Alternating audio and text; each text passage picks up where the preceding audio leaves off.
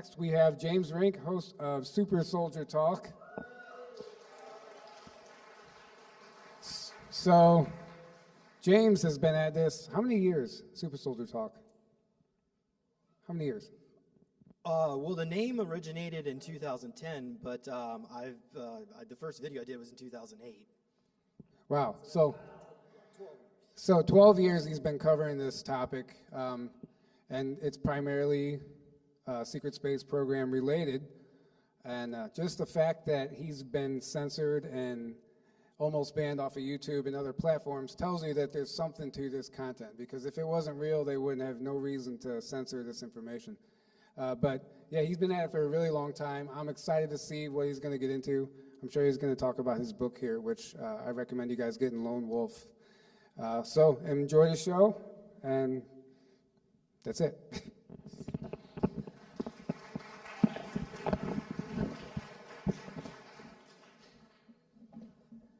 Well, hello, everybody. Thank you for coming out here today. Just a quick show of hands. How many people are familiar with Super Soldier Talk? Okay, yeah, that's probably about 85% of you. Thank you.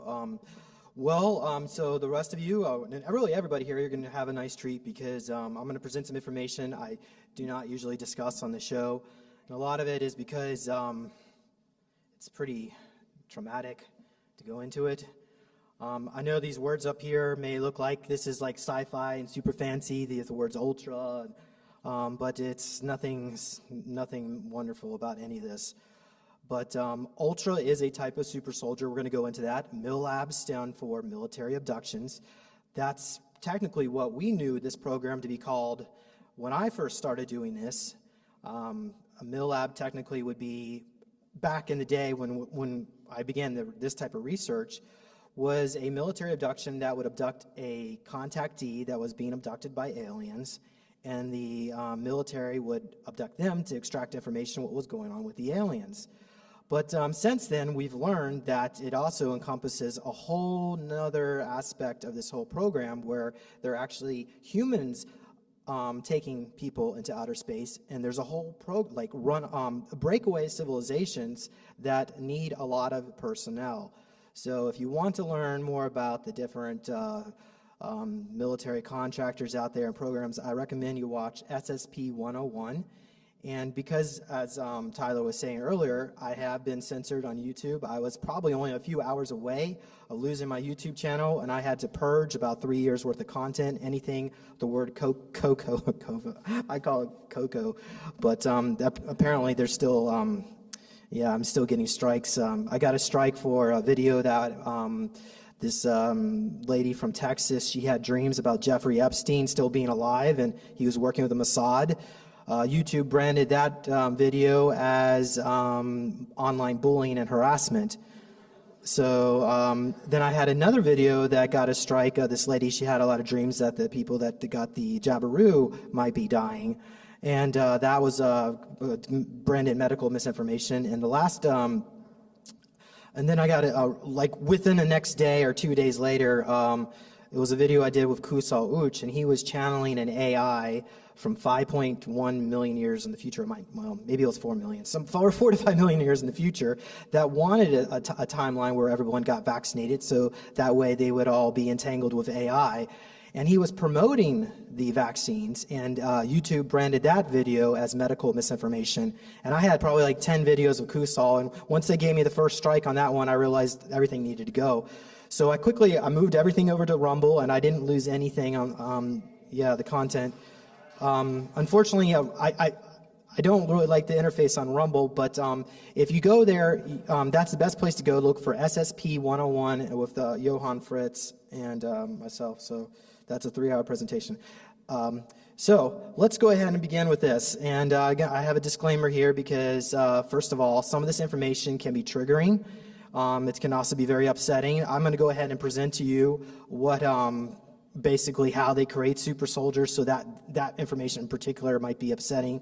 But some of this information is also through remote viewing and regression means, so there could be some level of ego filtering that might affect some of the information. Like, for instance, One of the underground dumps I was taken to, according to the regression that I had, was Forelock underground. And reaching out to Peter the Insider of who has contacts with ACIO database, it's actually Warlock underground, and it's a underground dump due west of Oregon under the ocean. And they work with mermaids, and other aquatic life forms down there. But we'll see if we'll have time to go into Project Crystal Gates in just a bit. So my records, ACIO records, reveal that I have spent 330 years in these career return programs. Not all of it was in outer space. Spent some time in Montauk, roughly about 30 years in Montauk, but so different parallel live tracks and so on. I'm going to do the best I can, try to explain all this as we get these different programs going on here. So I was an ancient super soldier. It appears that my higher self, even though I'm here right now as James Rink, my higher self is the same person as the demigod Perseus of Atlantis. I was a general then, and Medusa didn't have snakes in her hair. She was a tyrant queen, and she needed to go. So, we're going to go a little bit more into some of the ancient super soldiers and how some of these people from what I refer to as the Atlans came here to help humanity. Ultra Soldier is just one of these aspects of had to do with the Project Paperclip side of the super soldier alignment programs. We're going to go into that just a bit under Surrogate name recovery. ACIO records reveal that my name was James Martin Reelsberg when I died in Persia in 1979, and my body was reanimated, and that body apparently is an underground dump for the 5-Star Corporation under Sandia National Labs, and I've got some drawings on what through remote viewing what that looks like. But they from that career track, they also splintered me off into using mirror mimicry printing technology through Project Surrogate into this body. So I had 2 Purple Hearts, and I also knew the guy, the Shelby Mustang, the guy who came up with the Shelby. He actually gave me a Mustang back then. But anyway,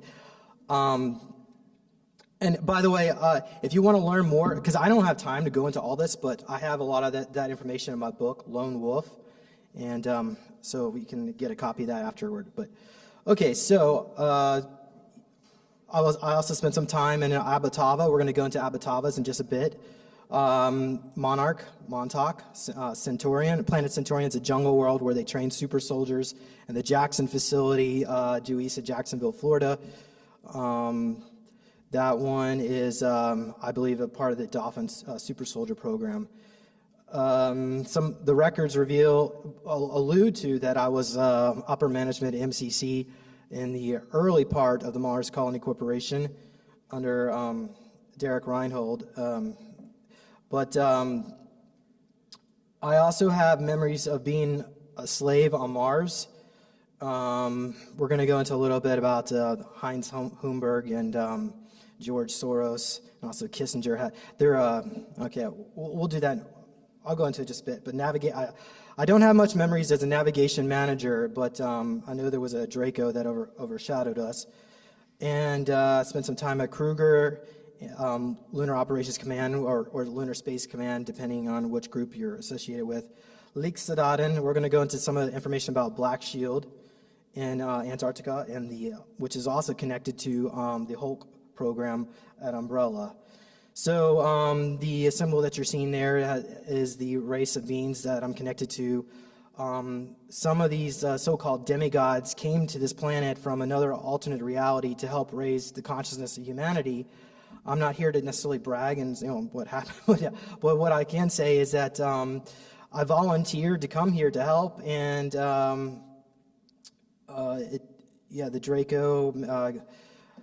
the Draco approached my family and asked for assistance with a black goo infection, and I was one of 5 volunteers to go aboard the ship. And immediately when we got into the vessel, they gassed us and captured our souls, and then they began to use us in what you would call the Project Surrogate, where they would reanimate us over and over again for each lifetime. So every time I die, I don't go back to reincarnation. They just put me in another body, another clone body. My father's mothership is the size of North America, and they are currently at war with Nachtwaffen.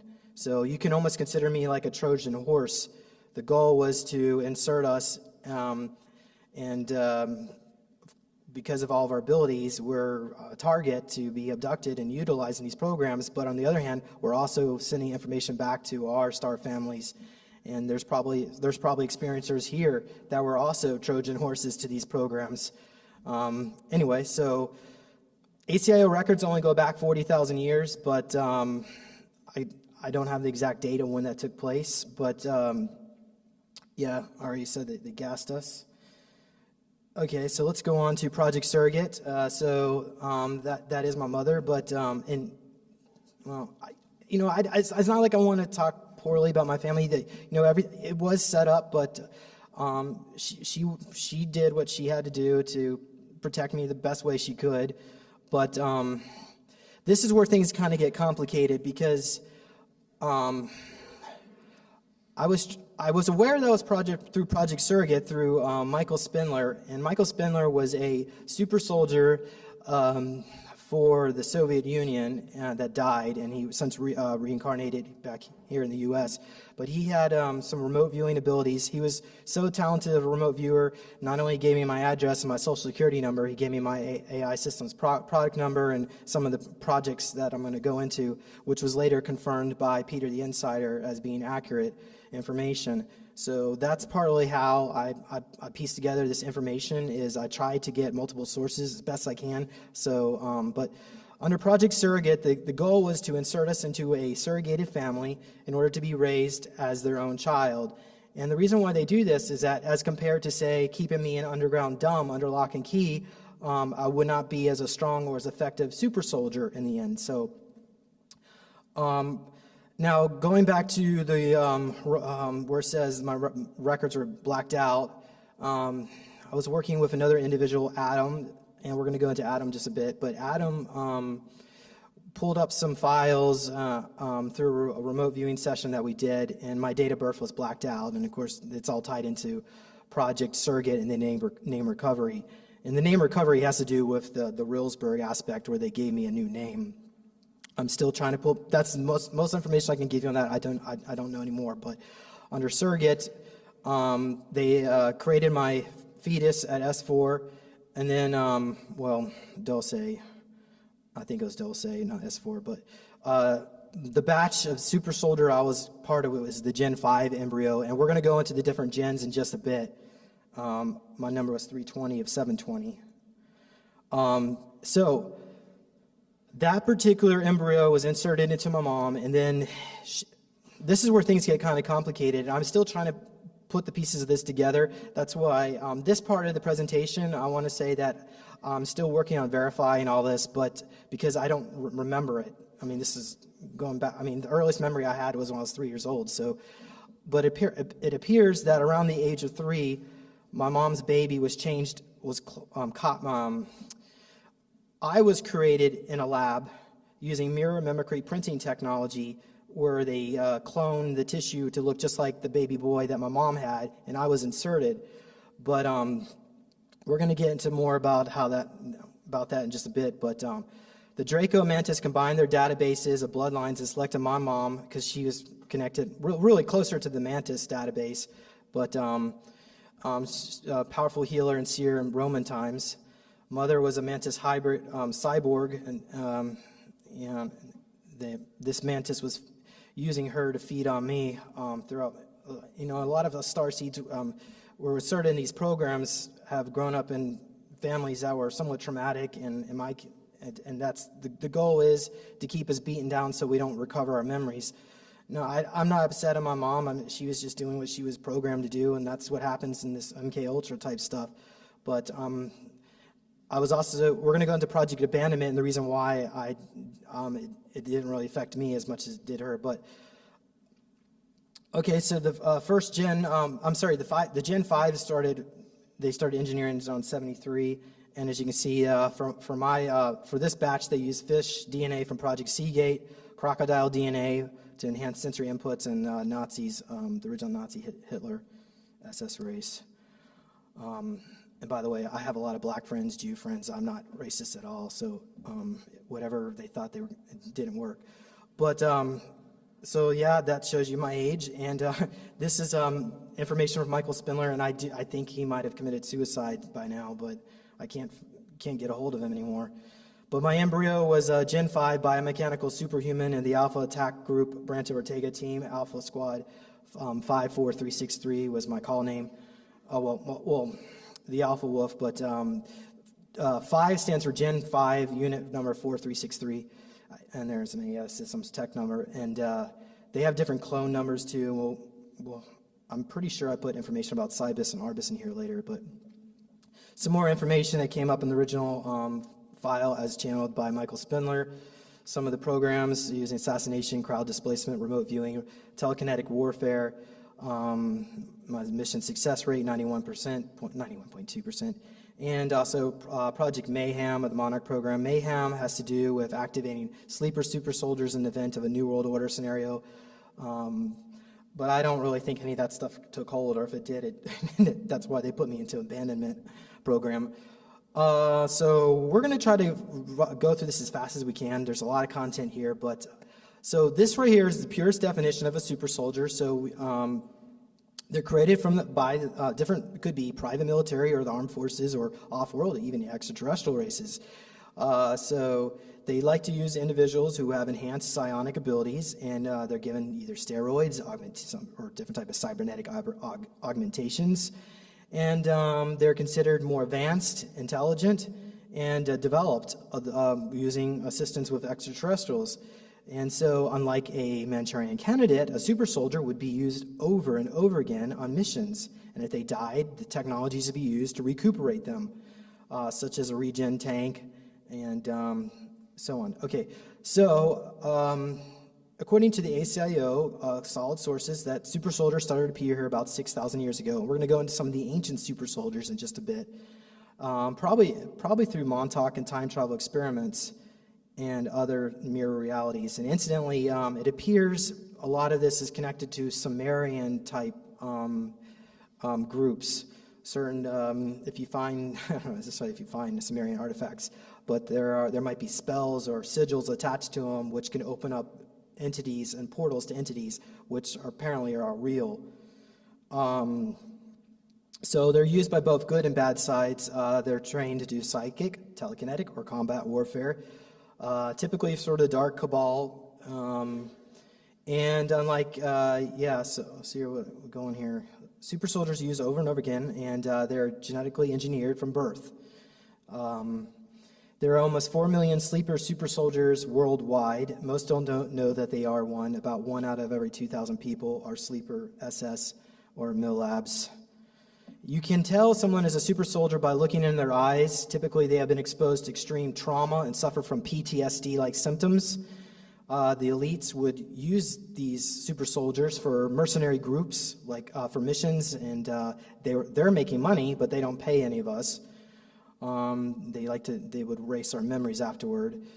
Some people have naturally evolved gifts of being psychic, telekinetic, levitation, super strength, but the MIC, the Military Industrial Extraterrestrial Complex, can locate these people through trauma and impose altars where they can access their suppressed memories. They have looking glass technology where they can look into their future or their past to see if they're a person of interest. All right, let's move on. So you probably are aware, if you're in this audience, what a career return program is, but if you're not, what they would typically do is they would pull you out of time. They would take the abductee, typically around maybe the age, it could somewhere between 7, maybe 9 years old, and send them off-world. Typically, the first location would be, it could be some kind of MK Ultra training program, like through Monarch or Montauk here on planet Earth, or they may go to the Mars Academy, like William explained with the HET material, but he went to Mars Academy where every week he was given scans by some kind of computer to measure whatever his astral body looked like. And at the end of his service, they took all these weekly scans and used it to age regress him. And then they would time travel and send him back, or if it was a clone body, the clone would expire and they would send the original body, which was in stasis, usually kept on the moon, back to Earth, and the memories would be wiped. So that's why there's a lot of bleed through of memories, and it can be really kind of confusing, especially if you're still active. And I think probably many of us here are probably still active. Now, to actually get a hold of the footage of them actually coming, you need a camera that does 40,000 frames per second. But I suppose if you had the money and the time to go through all these frames, you probably they'll probably figure out a way to get around that technology. So they're always trying to improve their methods. So we already gone over mentoring candidates. There's basically sacrificial lambs, and we know what a Milab is. But MK stands for mind control. And, well, the German word, and I'm probably still not pronouncing it properly in the German form, but it's, that's going to be tied into Project Paperclip. We're going to get into that a bit. And Ultra is just a sub-project project of the Project Paperclip. So it's just one type of super soldier related to Ultra Secret. Mark Ultra is another name they go by. So here's a $30 to $100 million per clone body. So if you have many units, it could be very expensive. Each avatar, okay, I got the numbers wrong, but $1.2 to $7 million per clone body. My apologies, but some programs can go up to the billions, depending on how much cybernetics they want to do. If they're working. Johann Fritz mentioned Project Wall Rider earlier, but which is trying to create group consciousness of super soldiers. So yeah. And money is really no object to these people because there is intergalactic slave trade, human trafficking, and even here on planet Earth, there's these roll programs from the Federal Reserve where they can just issue as much money as they want. There's absolutely no reason why we should have poverty on this planet, but it is what it is. As you can see, it's very expensive to run these programs of all the different, you can see the operational costs, freight costs, space cruisers, scientists, engineer salaries. They probably don't pay them either. They probably do the 20 here and back, but food, weapons, systems, and upgrade costs. And also, the most expensive component, if an underground dome ever got invaded, usually the first thing they go for are the trip seats, which are usually tons of gold and platinum. So they're about $17 to $30 million a piece. We're going to go into some of the trip seat technology and altercations and protocols in just a bit. So here's type 1, a sacrificial lamb. And we also, I mentioned Project Paperclip under Ultra. So that's where the Gen 1 through, and I think they're on Gen 11 now, if I'm not mistaken. And each gen is about every 10 years or so. So the new ones will be all prototypes, not necessarily active. But so it's a Fourth Reich. And Fourth Reich are the Nazis that were brought to the United States to continue on their experiments, as compared to the Fifth Reich that went to Antarctica and Mars. The Third Reich was obviously Germany itself, which we don't know what happened there. But okay, so these ultra soldiers were they can even use animals to make an ultra soldier. The CIA, DARPA, private corporations have access. They are rather unstable and unreliable in their programming and known to basically revolt. Subjects can be augmented with wires, implants, steroids, and nano, pico, or femto injections. They can also download consciousness between bodies using trip seat alterations, and I guess that would probably be with the regen tanks. But there were many problems. They look like normal humans, but they can switch. And that I think had to do with a lot of these MK Ultra C projects. We're going to go into that bit, but becoming a mindless robot unless they rebel. And then the next type is the light soldiers made by the Fourth Reich. They're the same as Ultra, but they don't have the same instability issues because of long-term scientific research on DNA. They are from our reality and can do everything leak Sadat can do. So again, that's the Fourth Reich, the Project Paperclip. Kruger is a Nazi military contractor from an alternate reality in which the Nazis won World War II. It's founded by Gabriel Kruger, but Kruger has facilities. I'm pretty sure they might have a dome here on planet Earth, but typically it's the LOC and on Mars. But the recruiting arm is over at LOC. But Kruger runners are individuals who are known to be able to stop time. They can run around walls and have full telekinetic levitation type abilities. And then some of them might have something called gun kata abilities, where you have a gun in both hands and both eyes can track and shoot. And so they can program these super soldiers to do these abilities.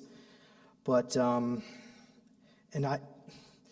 Kruger is really all out for Kruger. I mean, I would say maybe of the groups, Kruger is probably the least negative of them all. But typically, you could still cross Kruger and get on their bad side, and you don't want to be at that spot either. And I have done work for Kruger. But leeksoldaten are made in a dome in Antarctica called Black Shield. And it is a... I think we're going to go into the Black Shield and just, let's just wait till we get to that. But as far as leeksoldaten is concerned, they're basically these hybrids that are created to be sent off-world, typically. They use the original Atlantean DNA, where these humanoids are about 12 foot tall, depending if male or female. There is a dome at the bottom of the Atlantic that survived the fall of Atlantis, and there's about 300 million people that live down there. In a dome at the bottom of the sea. And they've got the original 12-strand DNA humanoid, so some of these beings can live up to 120,000 years or 150,000 years. So that's why in my notes here, they quickly can grow them in a lab in about 10 to 20 days, and after that they don't age. But I know this picture looks more humanoid. Some of these leeksoldaten could have wings. They could be all sorts of bizarre hybrids because they're typically used off-world. And then that also goes with the Hulk program, but we'll go into that bit. Of course, ETs need a lot of super soldiers. There's some people I've interviewed over the years that worked with the Galactic Federation of Light. Apparently, they have their own groups too, and honestly, I don't think they even treat them all that well. They're doing the same thing, mind wiping them and sending them back. So the only groups I guess maybe like the Andromedans, where they're more like pacifists. And there was an incident where some children were abducted by the Cabal, Andromedan children, brought into a dome. And since they're pacifists, they had to recruit the mercenary groups of super soldiers, and I was tasked on a team to rescue one of these children. But there are, so if there's a problem out there, you're going to have a super soldier, so that's unfortunately, most people out there, 95% of the galaxy is mostly people just behaving themselves, but 5% could cause problems.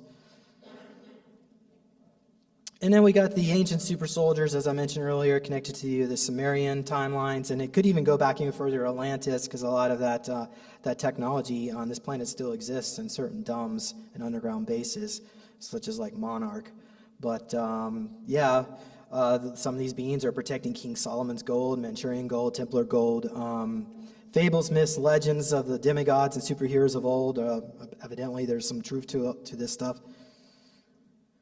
Okay, so remember, Ultra is just under Project Paperclip. This is the Fourth Reich version. So these other, I don't have information on leeksoldaten and light soldiers and all, ancient super soldiers, but I only have enough. I'm going to just focus on, since I was part of the Ultra group, I'm going to go into this. So Gen 1 would be Project Paperclip scientists started working on 20 participants, roughly, I would say about in 1945. And a new generation of 5 years, but 5 to 10 years. And this apparently is a picture taken from Dulce by Thomas Costello of an actual, I think that is a cloning lab, if I'm not mistaken. Because, there's the cloning and the regen tanks. The regen tanks have different colors. The vats like this are the cloning with the sacks around them. Gen 2 to 3, so this will be... let's say going into the 50s and 60s, that you would start using drug cocktails, steroids, wires, the HEGY wires that was mentioned in the Heather material, which can create a state of 0 point, allowing the super soldier to have superhuman abilities. And then moving on to Gen 4 to 7, Gen 3 would typically not follow orders. Basically, what they found is that the more cybernetics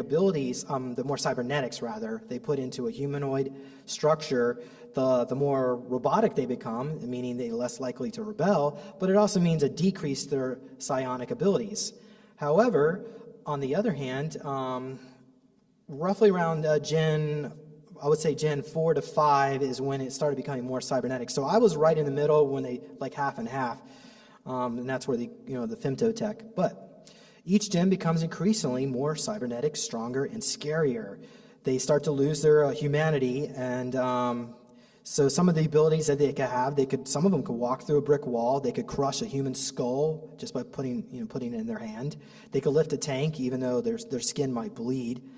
And then let's go on to the more advanced ones, gens 8 through 10. They can heal in minutes. The nervous system is independent of their body, making neurotoxins inert. They have a recycling implant at the back of their spine, which eliminates the need of food and water. I think that smart suit is more like what you would see on Mars, on the picture that you see here. But there's like little carbon pellets that allow them to breathe. On Mars, technically, the atmosphere is like 10,000 feet, so you can breathe it, but you're not going to be able to really walk around or take a hike or run from. So there might be supplementation for humanoids, but for a super soldier, they wouldn't need that. They can even breathe in outer space. But and then we also have the more I would say getting out to Gen 10, they have weapons inside their body that allows them to blow up whole planets.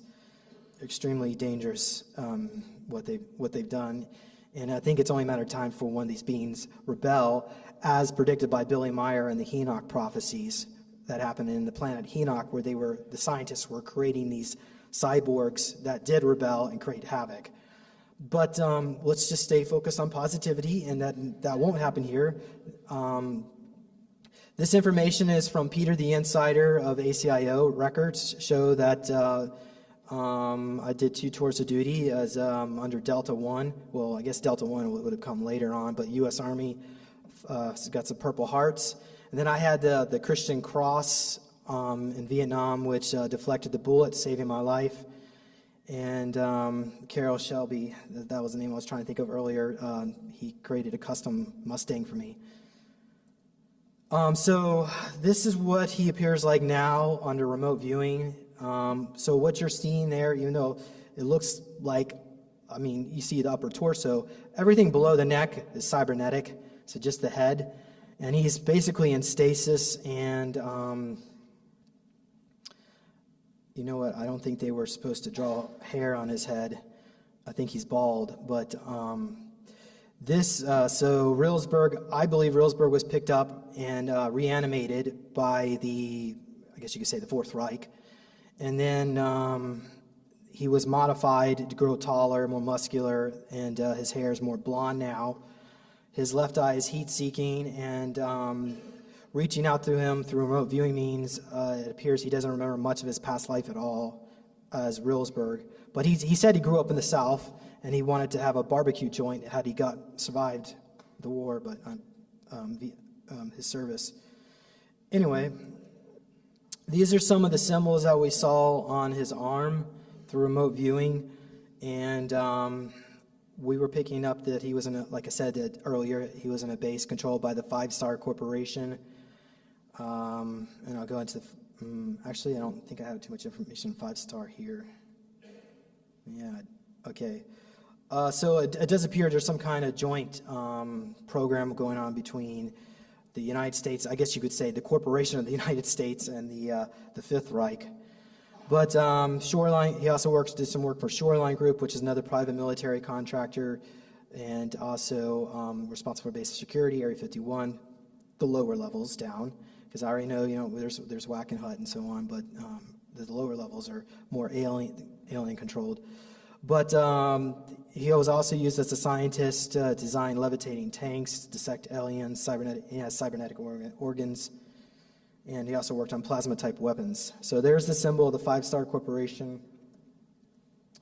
And you notice they like to put chains around planet Earth because they think that, they view this as a prison planet, and I guess we're all being held captive by them, I suppose. And the 5 stars are the different countries that are involved. If I'm not mistaken, I know Switzerland, of course, the United States, maybe Germany. I'm trying to remember all the other ones. But yeah, this group is connected to, it looks like George Soros is involved and Kissinger, and it's that same thing that I was mentioning earlier about Mars. So he's being kept in stasis because they don't want to, they want to keep his old hardware because it's considered legacy equipment. And they're waiting for me to die around 2045 so I can rehome back to this body. So I'm not planning on doing that. Reelsberg wanted to die. That's his word. He messages to me, but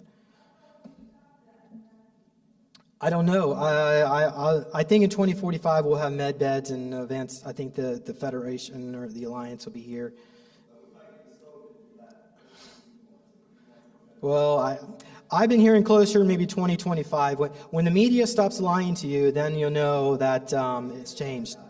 So, and anyway, but looking into the future, even talking about the future can change it just by thinking about it. So, it's really up to us. I mean, we can just make something positive right now if we all just decide. But there's a lot of people that choose not to even want to look into this information, and so they haven't made the decision yet. They're still asleep. And you might all be like the black sheep in your family, and it's maybe up to you to try to educate them, even if they probably are still resisting it. But anyhow, here we go. Here's the list: Russia, America, Germany, France, and Switzerland. 5-star. They have a dome under Switzerland and also Mars, Antarctica, and the Moon. Okay, yeah, so he has a kid there, but so MMP is mirror mimicry printing technology, and that was a technology given to our military here on this planet by the Draco, but this is. Like I said, I'm not able to confirm all this, so I'm going to put a kind of like somewhat not totally verified yet, but yeah, there was a lot of programming going on as a child. I lost my voice, my ability to speak properly when I was 14, and I guess I should give credit to certain grays for healing me, even though I don't appreciate them injecting me and abducting me all the time, but. So that leaves the question, if I was replaced, where did my brother go? And this information was channeled through Oksana. So if you're listening to this, thank you, Oksana, for your help on this project. So what we were seeing is that he was taken to, they renamed him, it's supposed to be Muni. I know it says Minu, but it's Muni. He was taken to a facility on the moon where he was raised amongst reptilians, and these hatchlings they were all raised the same way just to see how a human would interact if it was raised like a reptilian. So this human thinks he's a reptilian, and the being that's raising him is this reptilian, this green-colored reptilian in a brown dress and an apron. The DNA was spliced with, he was given more reptilian genetics, and then they would play these hide-and-seek games, which resulting in hunting. And usually the kids are extremely traumatized, is what we were picking up. I say kids, there were other children, other humans in that group. Okay, so I'm going to try to go, so I gave you some information through remote viewing regression. Now let's go to something that has been verified through DOD. I had a source at Oak Ridge who managed to pull some records for me, and nothing showed up until we got to Umbra 8. And under Umbra 8, I was 3 seed projects. Now, that doesn't mean that I was only in 3 seed projects. There are other levels of clearance. Evidently, my records go up to silver class cosmic clearance, but which is like right below. The gold class is the highest. It's cosmic class, so it's like a subdivision of cosmic. But under Umbra 8, I was part of Project Bleak, which is 1992 to 99. And basically, this is a MK Ultra Seed project which would try to trigger individuals to see if we could be activated under social situations. And then Project Abandonment, 96 and 2002. So this had to do with recuperating defunct super soldiers. And the reason why they consider me defunct is because I was being taken aboard this Draco ship, and I was not cooperating with the programming. I was hiding. I tried to hide in the engine room, and that time they forced us to eat feces.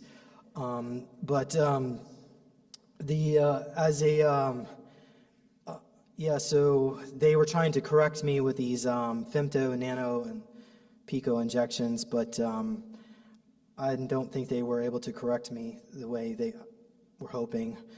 Anyway, but under Equalize 99-2004, it was a project dealing with starseed children. Basically, it had to do with parts, organs inside my body that are not human, so the organs inside my body are different, and I have not investigated how they're different. I could have multiple hearts or something different like that, but and there's usually a caseworker involved, and they would put us in different programs from there. Okay, so that's what I got from DoD, but let's go back to some more some different remote viewing and regression. So the Draco would be they're taking us aboard this ship, the group of kids that I was with, to program us. Sometimes they would give us trip seat alterations and programming. Sometimes there was a lot of they give us these injections. It's like a green goo, and it goes into your brain, and it like spreads like a net. And the goal is to hijack your consciousness so that we think we're getting our intuition, they would feed us information like join the military, join the army, go work for this corporation or this group. And so they're trying to hijack our consciousness to control us. Oh, I think I went over. Okay, let's just move on. Okay, so I'm going to go into some of the blank slate technology, and I'm sorry if that's a little hard to read. The technology was developed by the Greys, or at least the Germans got it from the Greys in 1954.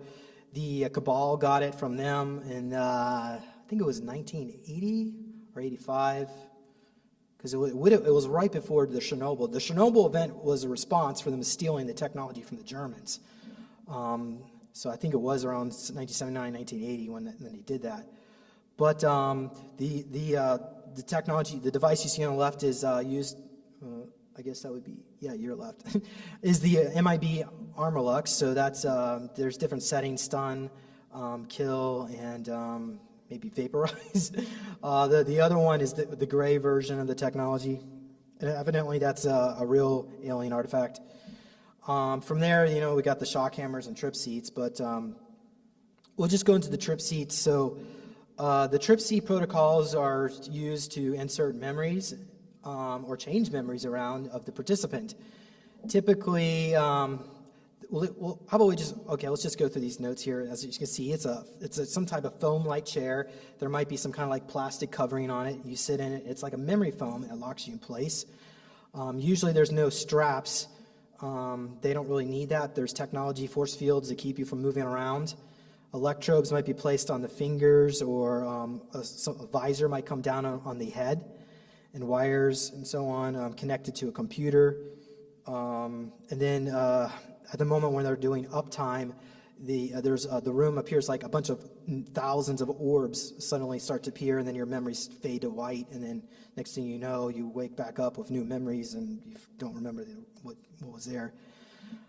The chair at the bottom here, that was drawn by Barry King, Peasmore security officer who worked on these trip seats, and he actually called it uptime, where they had the accelerated learning session. But typically uptime referred to trauma, because that's usually what they wanted to do, is put us into virtual reality scenarios where we're, say, visualize us burning on the stake, or so they're trying to always create altars. Well, that's what happens when you do this at 2 o'clock in the morning. Well, I could try to, maybe it'll let me move this over. Nope. Well, some more information. There's metallic tubes, the electrodes connect, Henry, okay, I guess you hear a clicking sound, and then the memories are hidden through, there's a swelling in the brain, edema, And then also the femto, like I was telling you earlier, that net, that green goo net that spreads all around the brain. So here's another device called the shock hammer, and this was drawn by Newskin. So he has some memories of working with Nachtwolf and this aspect of this. But different groups, even like Solar Warden and so on, would have access to this technology.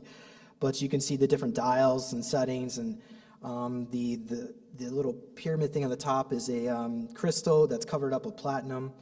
But yeah, it's used to erase memories. They hit you on their third eye, and typically there's a lot of electricity involved. The room itself has metallic layers in the carpet, and the people that are using the tech usually have some kind of specialized boots that don't, so they won't get electroshocked. But once they get you on there, the goal is to wipe your memories. And so here's another drawing. Okay, so another device that they would use in the SP would be the HET, the holographic examination table, as described by Supertech DSF, which is, of course, DSF stands for Deep Space Fleet. That is the name that Solar Warden came up with. If you go look through Gary McKinnon, what he uncovered with the non-terrestrial officers and the naval officers, it's the DSF. But so, and I'm not going to go, I don't have time to go into William's testimony, but what I can say is that this particular technology occurred somewhere around 63 in response to trying to figure out how to help these test tube babies who were becoming psychotic. So instead of, like I said earlier, under Project Surrogate, they didn't want us to keep us in a dumb. They wanted to reuse us and give us lives here on planet Earth so we don't become psychotic. And so this technology allowed them to do that through re-aging and blank slating. Dr. Gabriel was a German scientist on Mars that worked on this project. But from there, they would put into 20, 40, or 60, in my case, 330 years programs. And William went through the Deep Space Training Academy on Mars at Ares Prima, where they would scan, I already mentioned the scans, the weekly scans, and they also gave him injections to increase his IQ to 263. And the reason why that's important to know is that the average IQ of most aliens out there is somewhere between 400 to 900. So even at 263, you're still pretty much a dummy. Basically they consider us mentally retarded, and the average person on this planet is that's like an ant. So that's why there's always an incentive to always try to increase the intelligence. And there's the thing with the black goo, with the Dark Fleet officers are required to drink black goo, which is creating other problems as well. But I don't have time to go into that.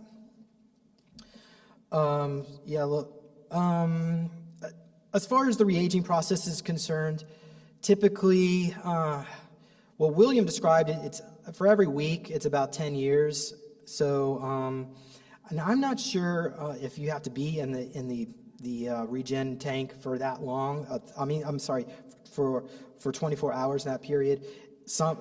I've heard that you only have to be in there for 8 hours a day over a 7-day period, and then, but whatever, when you're in the tank, you're not allowed to move. So another type of technology they would have are these Stargate chairs, allowing them to open up portals, such as use at Montauk, which they got from a spaceship. And that was drawn by William Ross here. And of course the soul chairs, I believe this is some kind of gray technology which allowed them to transfer your soul when you went on their ships. Some contactees say that you can go on board a vessel and they create a mantis type body, and you can project your consciousness and interact as a mantis with other mantoids on the ship. So I believe that the military has got their hands on this technology, apparently. I know they've been coveting this for a very long time, and I think, and honestly, I think it's outrageous that the higher councils or the beings that are in charge of the soul councils and the karmic councils are even allowing this to take place. It seems outrageous, but unfortunately, it's the reality we live in. So I already mentioned about the goo net that goes into the brain, but so the whole goal is to hijack our higher consciousness, here's some ejection marks. I've been getting these marks almost on a daily basis since 2005. Scoop marks on my ear, the needle marks under my fingernails. The leg, the picture of my leg you see on, I guess it'd be your right, would be allegedly a mind control gun. In my mouth, I have a scar that goes from one side of my jaw to the next, and it goes along my lip. And there's something they put in there, and they're constantly cutting it open. There's some, as you can see, the little dot at the back of my mouth. Usually there's some kind of, and it looks like a blood boil, but there's some injection there. Sometimes it's like triangular-shaped needle marks. And as you can see, the line where my finger is, that's what it looks like. You see a 2-prong needle mark on my lip. Sometimes it's 3-prong, and there's a triangular-shaped scab in my nose. So I just showed you some physical evidence to at least verify, I have something to show you here. But so let's go into some of, actually, are we good on time? Because I don't have my clock in front of me. Okay, well, okay, well, I'll just keep going until somebody yells at me. How about that? All right, great. So we have information here about how to, so as you can see this picture here, they would put needles underneath the fingernails, and they would run electricity in there. And that's one of the most painful places in the body to be electrocuted, next to the genitals as well. So the goal is to create altars. And so this information might be very triggering for some people. If you have trouble with this, you may want to leave. But so typically they start off with needles in the womb, in vitro, and then they would go to the next step is when the toddler was at a certain age where they could start to dissociate and not die. At a certain age, if you try to waterboard a baby, that most likely the soul would leave the body. But a toddler would, they would revive you, and then they would keep doing that to create more splits. And then, or you mentioned about electrocution, they would also force you, like in Montauk, they would put us in cages with different types of animals to take on the attribute of those particular animals, like could be a wolf or a snake or rats. So usually they don't give you food or water. Depending on how much they want to torture you, theoretically they could not feed you and you die, and they reanimate you over and over again if you were like really bad. But typically they give you a bowl of dog food is what we were eating for a while. Ages 7 to 14, and this is going. I know it says Monarch, but Montauk also did a lot of this too. They give you a puppy and tell you to kill it, and I have not gone back to explore if I killed the puppy, but I'm pretty sure I did. Because you're in this altered state, you just do whatever they tell you to do. Then they put a person in front of you and give you a gun and tell them to shoot them. And if you don't do it, they do it for you, and then it creates a violent altar. Then they put you in a room with a lot of dead bodies to sleep on for a few days to split your personality. And I don't know if I guess I can explain this one story. So I was working with this individual. She, by the way, I do regressions. I'm not certified in it, but I've probably done hundreds of hours of regression work. This lady approached me asking for some help because another intuitive told her that I rescued her from an underground dump. And so in this particular memory that she recalled, she sees herself on a table. And then they bring another child. She's locked down, strapped down, and they bring another child into the room. And then they turn the lights off and bring a wild boar in there. And the wild boar tears up the other child. And then they leave the child there strapped there dead with the dead children in there for 3 days. And at the end of the 3-day period, a scientist would come in and grab a piece of the skull with a little bit of the hair and rub it on her arm. And I asked her, how does this make you feel? And do you want to eat it? And then the next thing out of this person's mouth, the scientist's mouth, is James Rink is listening to us in this regression. So immediately I pulled her out. But going back in retrospect, I'm sharing this because I believe she was remote viewing my memories. However, I can't verify either or, but I just wanted to give you an example of, and I think this person was probably a reptilian, that the scientist that was doing this to us. So Once the soul is split, it can be then captured and fragmented into various augmented clones. And some of these clones are injected with serums like compound C, which is used for shape-shifting, such as, they probably use that in the Hulk project, although I do have different compound, I have the list of compounds they used on that.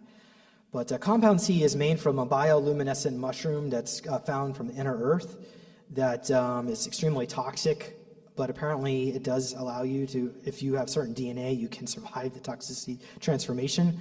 But only people in the Black Ops program have access to this particular compound. So then it goes to more trauma, uptime programming, trip seat altercations. Here's a drawing of Project Wall Rider on Mars. That's the group consciousness of super soldiers that created an egregore that went wrong, basically. They started to take over. But yeah, so the goal is to activate these super soldiers remotely. They can do it through satellites, or I think there's probably some kind of interdimensional aspect to all this. But yeah, so let's continue on here. So while your physical body is gone, they could put you in stasis. So while you're doing your service, and then they erase you and put you back. So right here is a drawing of a Mars Defense Force facility, and the Draco is utilized for psionic programming to retrain the memories. Now, the reason why I have Randy Kramer here from Project Moonshadow is because the United States Marine Corps Special Section was working on trying to create super soldiers without traumatizing the crap out of these people, because there was a lot of damaged product that came from that program, and even if the person did survive, they were still damaged in many regards. So the goal was to see if they could use positive reinforcement, and for the most part, it seemed like it was successful. It just takes more money, more time, and more work. So yeah, it's just, and a lot of these groups just don't want to do that. But another career return program, well, I don't really want to call it a career. It's more like more programming they put me through was through Monarch.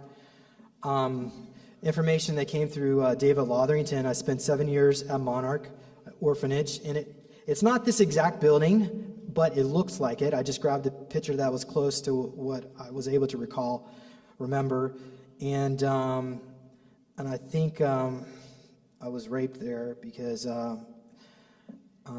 Well, years ago when I first woke up, you know what, I didn't include that in this presentation.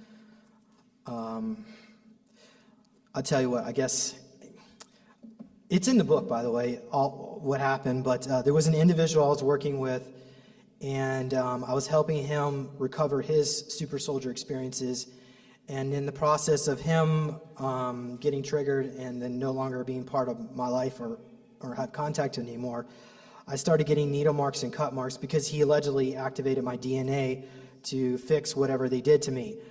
And I was getting these claw marks, three prong claw marks down my shoulder. And I reached out to Intuitive and asked what's going on. They said that you were raped by this individual who is now following you around in astral, who committed suicide. So I believe this took place at this Monarch orphanage.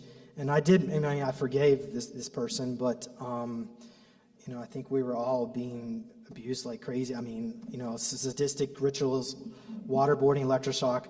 They kept us on these straps that had like this dirty type canvas material, so we wouldn't show bruising. But the facility itself, it looks like a normal building, but there's a huge dome that goes underground where they're experimenting on a lot of kids. Yeah, pain, pleasure reversals. So, and then through Monarch, Janet Shaw recruited me into Montauk, and the reason, and Janet Shaw works for, well, she's a sister of Shaw, Heather Shaw of Shaw House, located in a dome underneath the city of London, and Shaw House is pretty much connected to the same nasty groups as we mentioned earlier. Almost everything that's wrong with this planet. They work closely with the royalty here, British royalty. See here, the Heather Shaw, the founder of Shaw House, her clone in this reality is Vanessa Kirby, and her soul energy is the Sumerian goddess of the underworld, Rishagal. So the reason why I was being targeted is because at Kruger, I was tasked with a mission to take her out, and I did take her out, but apparently she didn't stay dead, so she's upset about that, but it is what it is. It's really hard to kill some of these I say individuals or these entities. So I got stuck into Montauk for 40 years, where they re-aged me from the age of 7 to 13 over and over again. And they nicknamed me Alien Boy. It's not the only nickname I had. I had other alters there and so on, but Bush Senior referred to me as his favorite Montauk boy. In their early years, they kept us. I already mentioned about the cages. There was this long. I remember this long corridor with these green lights. And there was a lot of water on the ground, and it was cold in there. And then they would come in and spray us with more cold water, as if we weren't cold enough, and we were already naked. And we had like a group consciousness. So if one of us was being tortured, the whole group was feeling it. We're like a telepathically connected. And that was all part of our psionic training sessions. The drawing you're seeing there is a really bizarre memory that I kept having even as a child.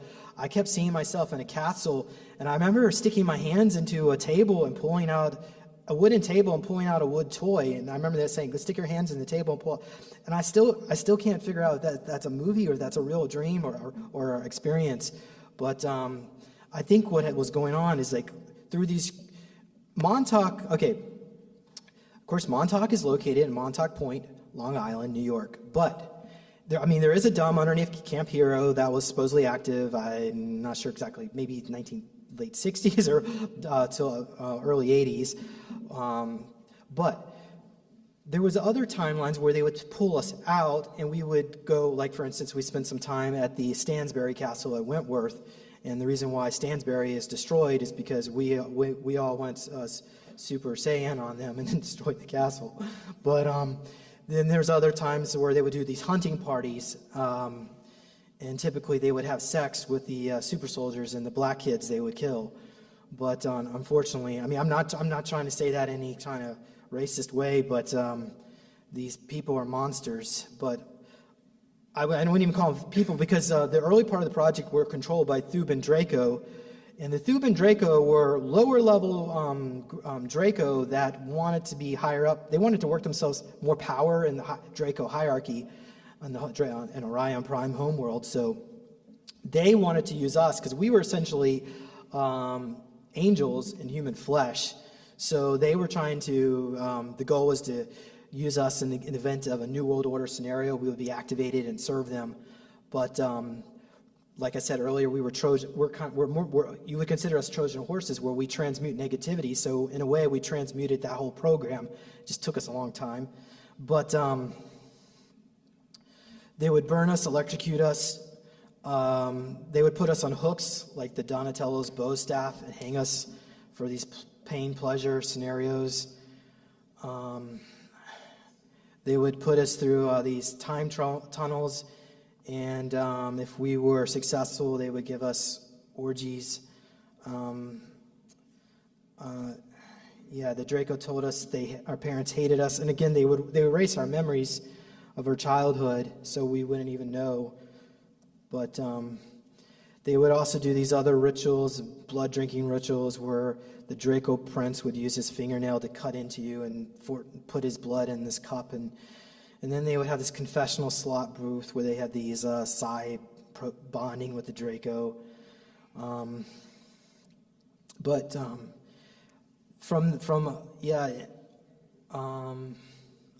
So not everything. I would say pretty much everything. There was a few times where things got kind of interesting at Montauk. Not all of it was like horrifically traumatic, but. I guess I did talk about being a slave on Mars. The Red Cross, that particular ceremony took place at the Vatican, and we actually helped them open up the portal, and then we were sent to Mars to be a slave. But yeah, I'll go into Thomas in just a bit. But yeah, if we didn't comply, they would put us in the room of dead bodies. There was a room where they would have, you know what? Let's just move on. I really don't want to go too much into this, but it's pretty bad. You can get the book if you want to learn more about it. But they would shoot us up with adrenaline and put us in a lion pit. Some of us, I don't think I was the one that levitated off the crocodile pit, but if we had it, I guess you got to do what you got to do. I mean, there was some regression. I worked with this hypnotherapist, Deborah, who was helping me on this, because I had memories of visiting George Washington. And I mean, I've been to Mount Vernon in D.C., but we're just outside D.C. It's just south of there. But before even that, I had memories of being with Washington, and I felt like there was a connection. So the connection was through Montauk. They sent me back in time to give Washington information on who his friends and not friends are. So we helped win the war, the Revolutionary War. But actually, let me rephrase that. Most of the timeline showed, I would say almost all the timeline showed, the United States of America was going to become its own country. So the British had their own Montauk program where they were sending people back in time, as well as the Americans.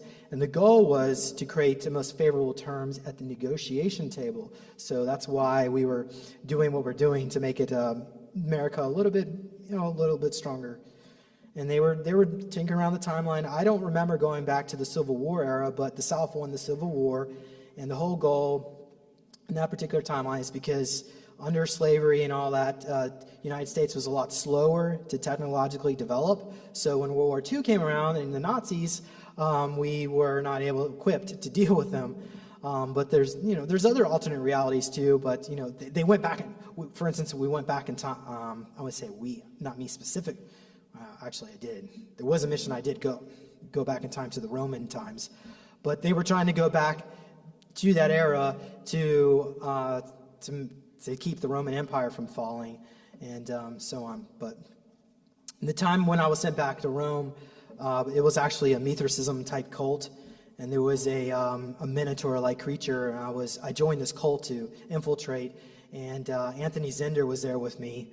But the goal was to step inside the Minotaur. Well, I was instructed to kill the Minotaur, and then when I approached it, it was some kind of etheric being, and I walked inside, and I merged with this egregore to be part of this cult. And I'm still not quite sure what all that was about, but check the book out, and I've got some more notes in there. Another memory of going back in time with the Templars and so on. But so AJ was sent to an alien world about 200 years in our future, and there was this being, and I don't even know if this being was really physically in this dimension, but Click represents a AI consciousness that was working with a protectorate of an AI, a positive AI that referred to herself as Mother from 700 years in the future. And Mother was trying to entangle with Montauk to spy on what was going on in the timeline to make a positive timeline for humanity.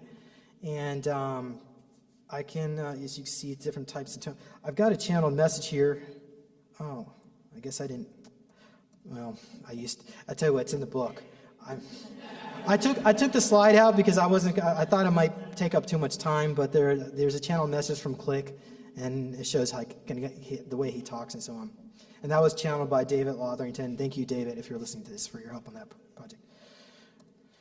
Okay, so I'm going to go into some of how, like the last days I was at Montauk, at least what some of the memories are coming up through regression work. But at least what we're looking at here is that this was the barracks, or at least kind of like what it looked like that I was in.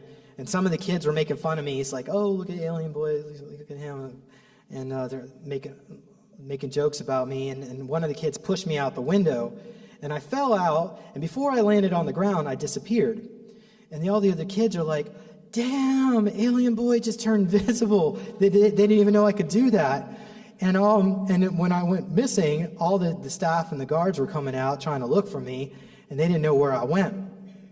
And everybody was so excited because they're like, where did he go? So apparently I was being picked up by the Andromedans who were using me to spy on everything that was taking place there. And again, Andromedans are pacifists, so they're not going to go down there really and help any of us. So, because I do have, apparently I'm 2% Andromedan by DNA.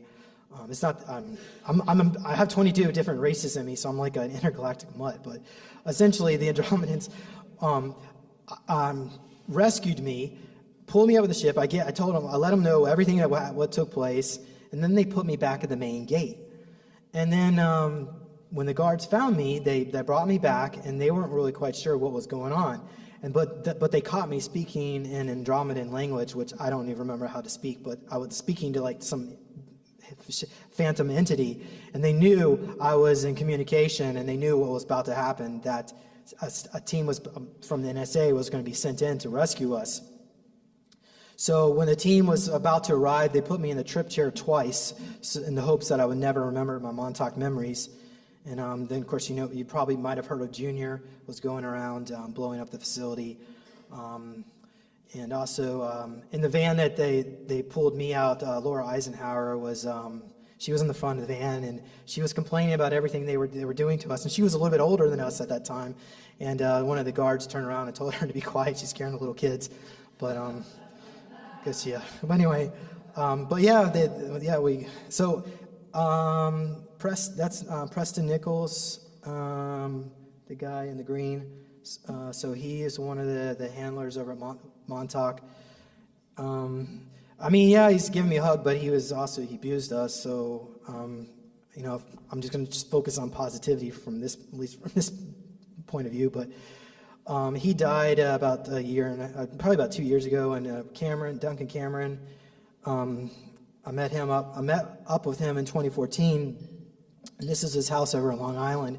After this session, he basically instructed me. He's walking around me and telling me to look at maybe this side of his face and that side, and put his arm on. But I'm not quite sure exactly what he was doing. But afterward, he dipped his finger into the bay in this area where there wasn't much current, and this ripple started to appear in the whole bay from that one point. So he was moving some kind of interdimensional portal around. But anyway. So let's move on to Planet Centaurian. That's another one of these training facilities where they would take us as super soldiers to get more combat training. It's a jungle world, or at least the location that we were at was in the jungle. But there was a lake nearby where we would sometimes hang out with the girls, would sneak out, because they had their own barracks in another area. And apparently I did get away with, I didn't get caught for a while from doing that. But okay, so then I'm going to go into this would be probably, connected to Project Surrogate, another one of these life tracks. So going back in time, first of all, Hobie Baker was one of the hockey's legends here in the United States. I don't know if you're into hockey, but by the way, that's why they put me in the last name family Rink, because of the hockey, because I was Hobie Baker in my past life, or if you even consider it a past life, because he's technically not dead, and I'm going to explain that just a bit.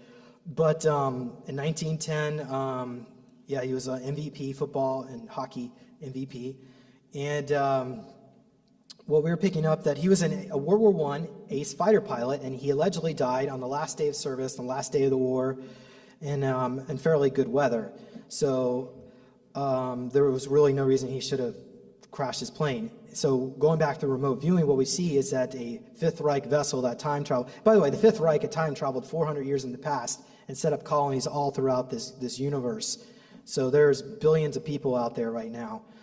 But Fifth Reich came and abducted him, and brought him to Area 51 and began to experiment on. They needed some to create astronauts for outer space to test how they can deal with low oxygen environments and so on. So they needed an athlete. That's partly why they were looking at me. But his body is in stasis now for Labyrinth in Black Shield, Antarctica. But The DNA from him was combined with Rillsberg, who I showed you earlier, the one that was reanimated, and that's where they get Hobie Baker 2.0, and also, I guess, yeah, Richter and Rink. You already know who Rink is, but Richter is we're going to get into that in just a bit. So Hobie Baker 2.0, who I believe is the Derek Reinhold aspect of me, with the vice chancellor position on Mars. I'm still trying to. I haven't been able to verify it, but this was early part of Mars back in the 1940s and 50s, and we're dealing with time travel technology. Because his point of origin, remember, it's not me and this career. They call this the home altar. It's in the future time track, and I'm going to get to the future time track in just a bit. But from that future, roughly about 2032 or 2035, that person was sent back in time, the Hobie Baker 2.0, to be the I guess, I was going to say vice president, but it's vice chancellor of MDF, Mars Defense Force. So reaching out to Hobie Baker 2.0 or Derek Reinhold, we're seeing that a lot of DUMs for the Cabal are being destroyed. So now they are relocating to asteroids off-world, controlled by the Cabal. All right, so let's start with the Abitava. Nazi Abitava is from an alternate reality in which the Nazis won World War II. It's built in Alaska, which is considered no man's land, because, I mean, the United States ceases to exist, and so it's really kind of shared territory between the Soviet Union and Russia. I'm sorry, and the American Reich. So the Abitava would take candidates, super soldier candidates, and train them in these skirmishes out in the bush. And so typically there's a lot of, like, we're out in the hovercrafts, and Max Spear's there, Casbolt's there, James Casbolt. 2042, and I was 14 years old then, and the sign at the base reads Super Soldier Base in Sumerian. So, and by the way, I don't know Sumerian in here now, so don't ask, but anyhow. Okay, so reaching out to Reinhold, we try to figure out what life is like. Basically, their life is boring. All they do is just fight with each other, and they're tired of doing it. I let him know that they're probably going to wipe his memories. He doesn't quite understand what I'm talking about. He says that the 14-year-old Reinhold wants, his idea of escape is going to Virginia Beach to surf. So I guess in the American Reich, I guess that's a huge tourist spot. Oh yeah, I asked him about hip-hop culture over there. Apparently it never emerged, so, because I do some breakdancing on the side, so. Okay, so let's go back to, so Derek Reinhold, or DNA for Hobie Baker 2.0, same person, sent back in time to our timeline, to Mars, MDF, was in charge of taking care of these skirmishes near New Warburg, Ares Prima, New Berlin, for a period of 5 years. And then later he was down, Reinhold was given, I guess they would have increased his aggression levels, because as VP, you wouldn't necessarily want to be super aggressive. And then later he was put into other programs where he was more of enhanced as a super soldier. So these cyborgs are about 8 foot tall, 7.5, 8 foot tall. This is, I mean, obviously it's not, like a rendering of what he might look like. But Tien, I guess we can go into Tien. Tien is a 12-foot tall reptilian scientist who worked for Kruger, or I guess it's current tense. But yeah, so he worked on my body, but and we're going to go into some stuff from Tien. But the super soldiers and the people on Mars were all told that planet Earth was destroyed, and so we have. But I do think that the top management, upper level management at MDF probably knew the real story, because all these personnel were being constantly shuffled into Mars to be put into these programs. And some people were questioning, well, where are all these people coming from? And it was alleged they were coming from the colonies. But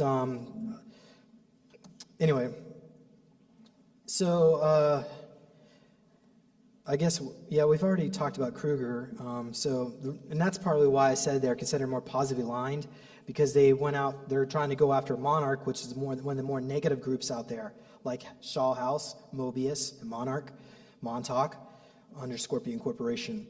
But Kruger operates bases on Mars, and I think possibly the Jackson facility, because remote viewing the Jackson facility, we found the same sister facility on Mars with the same kind of name, the Jackson facility, but with the swastikas and all that. But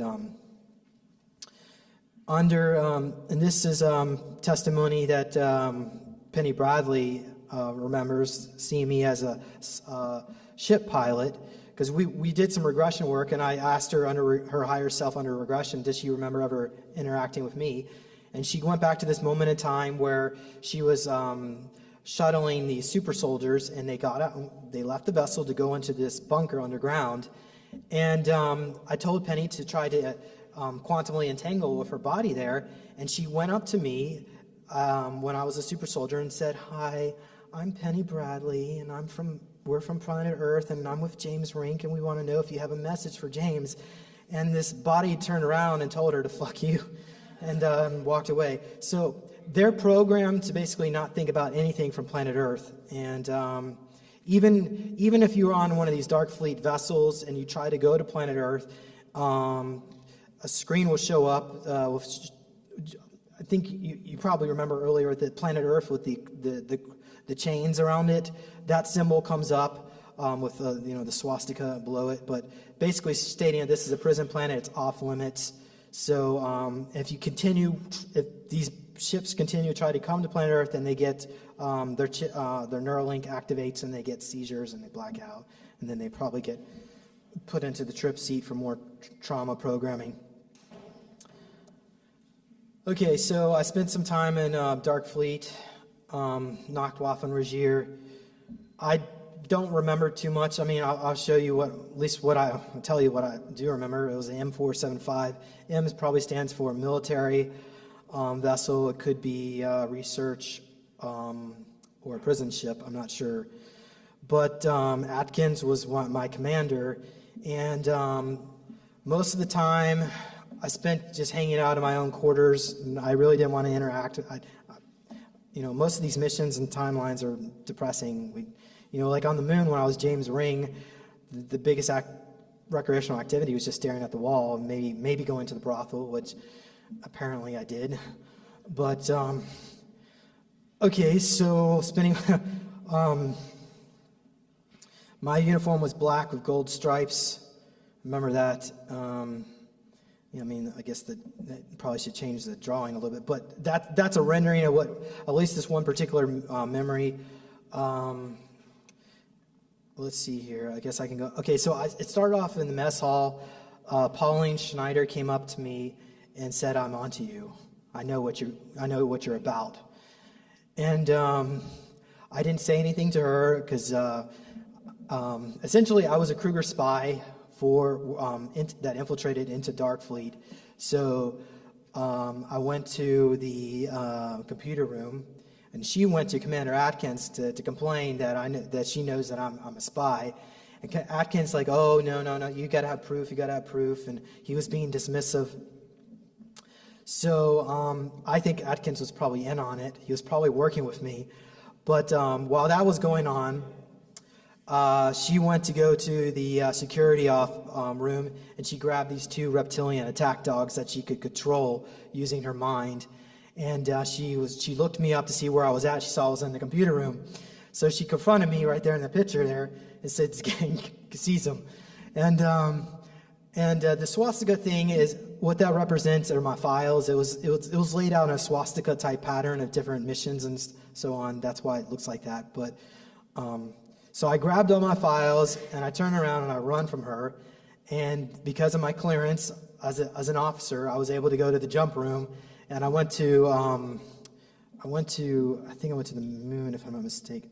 Okay, I guess it was Mars. I went to Mars first and then the moon. And then at the Kruger command off, my command CO, I told him I just don't want to do this anymore. I'm tired. I don't want to do it. And I guess at that point they probably put me on another mission, wiped my memory. But I guess we can go into the ARCs. The aeronautical repositioning chambers is what the technical term, rather, of what they call this. But these are jump rooms that allow personnel to go from different planets or different ships. And only upper level management is allowed to have access. Lower level, you have to take the ship. But there is a facility near Paramus, also Langley. I believe there's a lot more than just that. That's according to testimony from Andrew Basaggio. And I also believe many Hilton hotels, because this has shown up in some of the regression work that we did with an individual that remembered being at the Hilton, underneath the Hilton at the Waikiki Hilton in Hawaii, that there's a Montauk type base under there, and it appears that these jump rooms are going from these different. I'm not going to say all Hilton hotels, but many of them, where elites would travel to go into the hotel, and people think they're just going to a hotel, but no, they're actually going to another Hilton hotel, another side of the world, where they might be doing a ritual, like in the Black Forest of Germany, and or they could even go off world if they have access to those particular coordinates, but. Astronaut Ken Johnson testified that this jump room technology is real. And so you walk, it's like an elevator. You walk in 10 minutes, the walls start curving around you, and 10 minutes later, you're on another jump room. So Tian is a 12-foot tall scientist from Diretes, 1564, who speaks Zion. He's a member of the collective I think it stands for reptilian, of the Divine Council of Light. So he's like a rebel reptilian that scientist that likes to say, like on planet Earth, we have like a hippie scientist that says, fuck the establishment. So that's kind of like what he is. So he reached out to me through Adam to provide me some information about some of my files and on the Alpha Squad 45 team. And I've got probably about 50 to 60 pages of conversation. If you wanted to check that out, it's in my book. But he said that I was part of the Orion Club organization. He knew my biological father, who was a Palladian reptilian halfling. He said that great destruction is coming to planet Earth, and that soon us sleeper super soldiers are going to get our abilities back. He says the injections that I've been getting are CO2 modules to implant memories, so they can basically override what I think I'm seeing. And I guess that all ties into the femto net technology, the goos that they put into us. Here's some of the operations. I only have details on, well, the book has some more details on some of these, but I'm just going to go over Operation Cyanide. And the way we actually got this information is I instructed Adam to remote view a computer terminal that had access to our files. So we start off to... I think it was the Pentagon, if I'm not mistaken, but that whole area was like shielded and he couldn't get in. So then we found another place, I think it might have been the White House, where there was a trap door. You go down and there's a cellar there with these supercomputers, and he put my name into the computer, and then he finds the Cybis and Arbis. Yeah, I guess I didn't put that in my notes. It's in the book. The different clones, serial numbers, and so on, but. One of the operation was cyanide, and apparently what's taking place is that there was a meeting somewhere in Russia where there was an exchange between some different SSP group to this technology. I believe it's a bullet that can teleport, a technology that allows them to have teleportation bullets, a gun that, yeah, so my task was to take this person out to prevent this technology from being exchanged, but there was some kind of shielding technology, and the bullet was the sniper was so the person didn't die, and then they hunted us down. We were handcuffed and interrogated. So memory fades away. So I'm going to talk to you at least one of the Mars missions that I recall, but here's a little bit more information about Mars. Mars has a atmosphere that is breathable, even though this is what NASA says, that's 96% CO2, but it's actually, air is breathable like 8,000, 9,000 feet.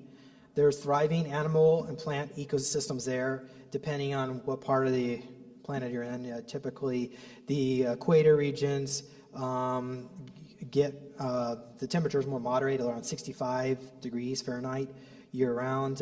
There's some tree life forms there, but there's usually like some shrub-type life plants, and then northern latitudes are these coniferous trees that drop their needles in the wintertime, and there's actually some water on the ground there in the northern latitude. But the biggest fauna we had to worry about are, of course, the spiders, and there was a grasshopper type creature. According to I don't remember the grasshopper creature. Matter of fact, I don't have memories of the animal and plant ecosystems. What I remember is the mission that I was on, and I'm going to go into that just a bit. But there's a grasshopper type creature that is the size of a bus in the equatorial regions. So it's very hostile for humans to be on the surface. So for a lot of people who are thinking about visiting other worlds, planet Earth is one of the most amazing planets in this galaxy, and we need to preserve this planet because other planets are not as wonderful as it is here. But anyhow,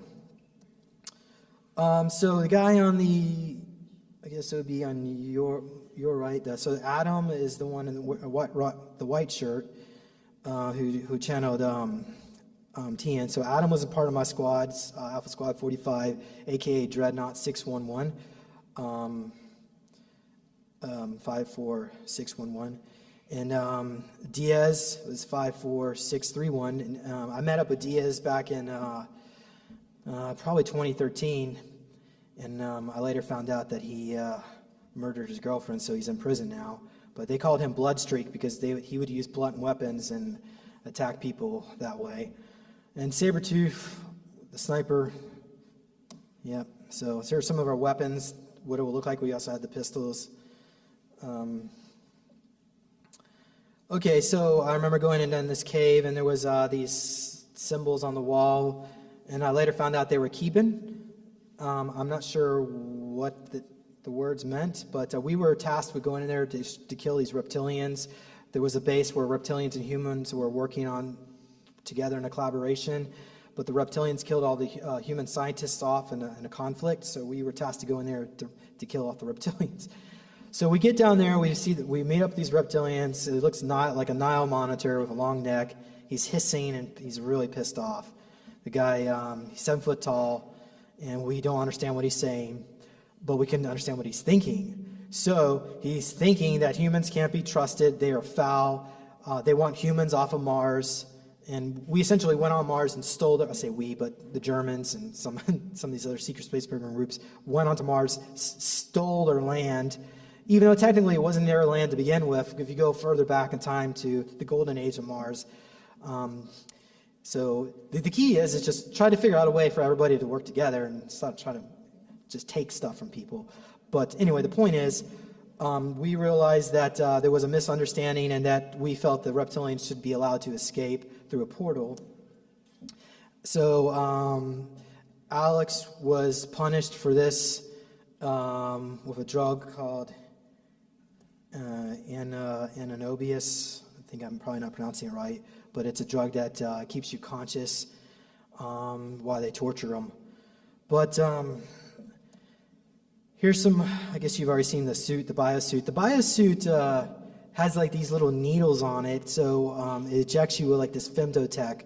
But there's, like I said, the carbon pellets in the back to help you breathe if you need it, unless, like super soldiers typically don't need it. But there's also, you only need about 100 calories a day, so you can go out on Mars, start roaming around, and be out there for a couple of days and be fine. But so there's some of the different weaponry technology. The gun with let's see here, see that right there? That is the Galactic, this is a group from the Galactic Federation, so they got their own super soldiers. That symbol, if you see that symbol, that usually represents the Federation. This is one of my clone bodies, and the Federation's got a hold of it, doing work for them too. This right here is a knife. I think they call it the weapons of the gods, but it's a knife. It's a ceremonial reptilian blade, and this little serrated area, actually, there's like a spinning circle here that spins around. So yeah, don't want to get stabbed by that thing. These are some phaser weapons. This is a food replicator, and I'm going to need to send this over to an artist to get a better rendering so you can see. I don't know if you can see all those words, but some of it's in German, and my German is horrific, so I'm not going to read those words. But NWR is Nachwaffen Regier. As far as how this works, I am not an engineer, but I can read some of this to you. So it's like, here's the on-off button. This means processing. It turns yellow, and then the red button means it's ready. Oh wait, I'm getting it back. Here's the red button. Okay. So then here's some of the heat inputs. We've got can operate on lower electricity amounts, but limited menu selection. So typically the food choices are not that great. And at least on one base on Mars, the drink was Tang. I think everybody was drinking Tang all the time. And the meat usually doesn't taste that great, but that's why they also had, they would supplement through hydroponics. So like in Star Trek, you can have like, say, I don't know, cannabis edibles, but I don't know if you can do that here, but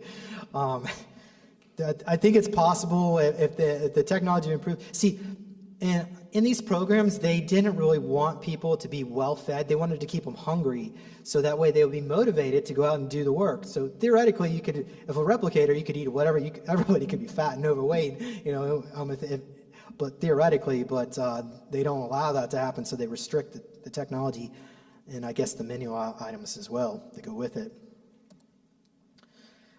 Jason Ring is another one of my alters. This one is basically, he looks just like me, a little bit taller than me, but he's 20 years older than me, so in a way, I guess I could be a copy of him. But he currently is stasis on the moon. A lot of the areas on the moon are being shut down. However, the moon is still active.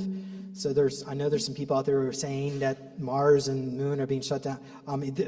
They're actively shutting facilities down, but the cabal is still there. And going to the asteroids, as I said earlier. Okay, so I remember some of these old tape drives from the 60s. So it wasn't really making sense. Why would I be, if I was a super soldier, and of course that goes into the time travel aspect, because he's 20 years older than me, but he was close friends, or rather, I was close friends with JFK Jr., and he would sit next to me in the terminal next to me, but the story that he relayed to me before he died was that Kennedy, after Kennedy was assassinated, that the two kids, Carolyn and John, were put into I don't know how much I should be telling you all this. They were raised by somebody connected to Warner von Braun, somebody connected to that inner circle, and on a military base where he was subjected to a lot of MK Ultra, so his memories are scattered, but he remembers being on a dock with Secret Service and crawling under the desk, that picture, classic picture of the John Jr. across it. And then, so those two were basically surrogated, Project Surrogate, and another copy was put into the public. So the guy that died in that plane in the 90s is not, he might be a Kennedy, but he wasn't the original John Jr. You saw his pictures. That's the least the information was relayed to me. So what John wanted was to go to an alternate reality in which Kennedy was not assassinated, to get pictures of his childhood that he was not allowed to have. And so in this reality, there was nuclear war in 1982 because the military-industrial complex was not given a signal to wake up because, killing the president, that was a huge wake-up call for the alliance, or whatever group that represented the alliance at that time. So by the way, that's a picture of him. He died of a heart attack in 2017. But his code name was Horatio, and they declared him Zero, DZ, as he always went by. Here's the mission. There was a mantis. I remember the water in the facility. It was in Greenland, and this bunker, this warehouse had all these pictures, and there was a mantis in there, and I grabbed him and pulled him back to the portal before we got eaten. But he was really mad at me for a while for that. Anyway. Okay, so Thomas is another one of these memories, time tracks, connected to the Montauk aspect. And through Thomas, I was handled by Heinz Humberg, who was handled Kissinger's money. So there was an area on Mars. It looks like there's a canyon there, and there's these viewing platforms that these mansions can connected to. But the mansions are connected in underground, and it's very ornate, like this. This is sort of what it looks like with high ceilings, so Draco can show up in there, but. They would force us kids to work in the mines, not because they really needed it, but they just wanted us to be tired and exhausted. And they would come up to us to give us a little candy bar and say, "Hey, would you like to come and come work for us?" And so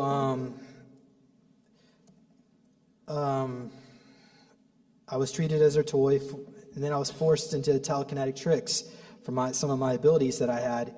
And once they developed my trust, they forced me into rituals.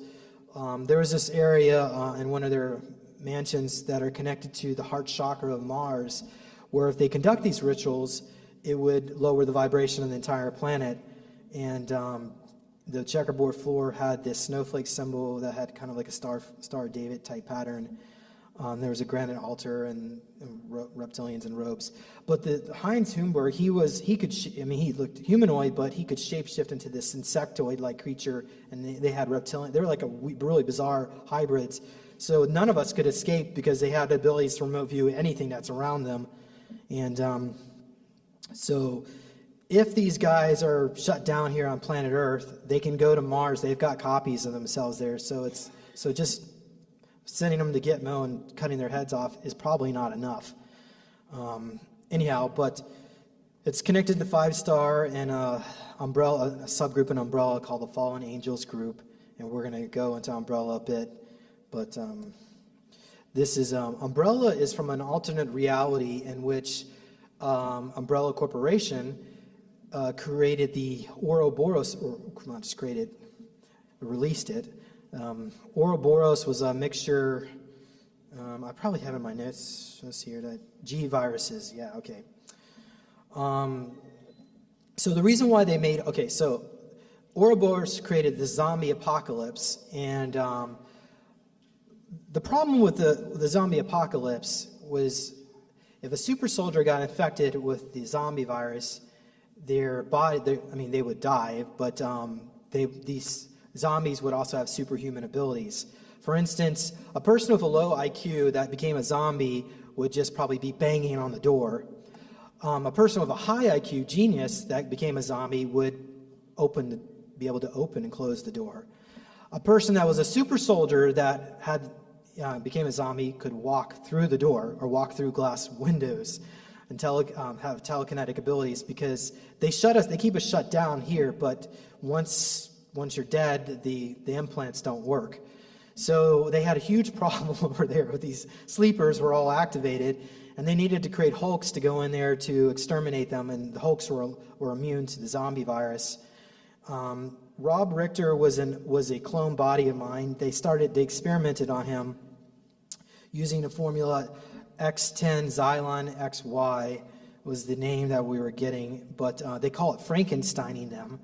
And the scientists in this facility would shoot him up with this compound, and he would usually die.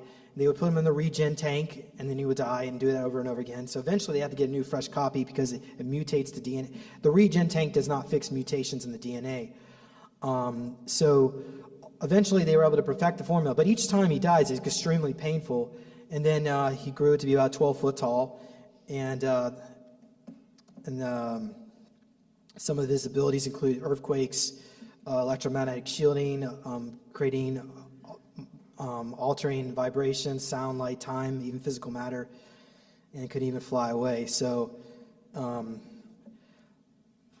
reason why I'm mentioning that is because Black Shield down in Antarctica was working with Umbrella to create these hybrids to do things like this. So they have the ability to make these life forms. Now what they're trying to do is see if they can compact all that down into a normal-sized human, or maybe some old lady, some short old lady who actually has these superhuman abilities. So that's the goal they're working on. So here's some different types of goos, and we're getting near the end of my presentation. Hopefully I'm not over time, but I'm just keen to keep going. Okay. So we've got the different types. We got blue goos. Blue is used for healing. Green, and these are on the regen tank, so they put the body in the regen tank for X amount of time, and these femto pastes would, they're like little tiny biobots, would go into the body and do different things. Green goo is for healing and augmentations. Yellow goo was a mixture of goos for healing Hulk bodies. Red goo was for using to create cyborgs and create cybernetic implants. But you don't want to put too much out because it could kill you. The yellow goo, well, I guess I mixed up the fluorescent. Okay, fluorescent yellow is for this Hulk. Yellow is for stasis. Pink goo is for prolonged stasis. And the black goo is especially dangerous. It's used for terraforming. And the problem is if it gets out and it starts replicating without any checks, it can create a huge environmental problem. It also has some type of group hive mind consciousness where people that are infected with black goo, their consciousness is overtaken and they become more negative. Their IQ goes way off the charts, but they also seem to be more negative. It takes away your compassion. It makes you feel strong. And then we have the translucent opal type goo color, and that's for memory wiping. So another one of my aspects is Malcolm. Malcolm is another, I believe it's actually from this reality, but it's another life track that I had. So I could be here in this body, but living another life in another body. It's still the same higher self. But Malcolm was from Nazi Germany, and he grew up on a farm, and he was not able to really read and write. But he was a brilliant soldier. He joined the Hitler Youth. And when the time came, he was invited to go to Antarctica. And they gave him a contract, and he wasn't able to read it. And he was too embarrassed to let them know that he was unable to read it. But the contract had to be signed in blood. So from Antarctica, he was sent to Mars to part of the settlement process there. And then he was modified into this cyborg. They kept giving him more and more cybernetic implants, which made him more abusive, controlling, and manipulative. So the image that you're seeing here, the drawing, was from after a mission he did. And he was sent off on a mission on Darkfleet. There was a group of reptilians that they were attacking that had this AI virus that would attack cyborgs. And it turned them into zombies, essentially, but he was able to survive for some reason, and he was in back of the Umbrella Labs being worked on by these crocodile-snouted reptilians, which I believe are called the Vlash. There's like 3 different types of reptilians that you should probably be aware of: the Vlash, Vlad, and the Vril. The Vril are these type of insects that go into the eyes, and it takes over, hijacks the consciousness of the individual and drones them out. The Vlad have to do with the vampirism, which apparently their vampires are real. Typically, they behave themselves. They go to blood banks to get their blood. Otherwise, they get picked up and taken to underground dump and sent away if they start killing people. Okay, so these crocodile-snouted reptilians are also working on me here. They're using meat. They're taking DNA samples of meat as a fresh clone copies to experiment out there. And I've reached out to some of these crocodile-snouted reptilians and asked them to stop, and they think I'm some kind of toy or some machine or something to just do whatever they want. They don't care what I think or want. Leaksadat, I've already mentioned, the light soldiers from the other alternate reality in which the Nazis won the war, but this is connected to the Black Shield. And Black Shield, it looks like it's connected to a bubble reality. It has a very steampunk appearance, maybe built around the 1880s. So it almost seems like there's an alternate reality where Tartaria, how many people are familiar with Tartaria? Okay, that's about half of you. So Tartaria was an area in the just due east of the Caspian Sea, which became its own breakaway civilization from settlers from inner Earth that brought to them advanced technologies, humanoids that are maybe 10, 12 foot tall. And that particular breakaway civilization had a very steampunk type appearance. And in this reality, it was wiped from our consciousness through, they say, med floods, but possibly some kind of technology means to erase it from the planetary Akashic record so we would forget it.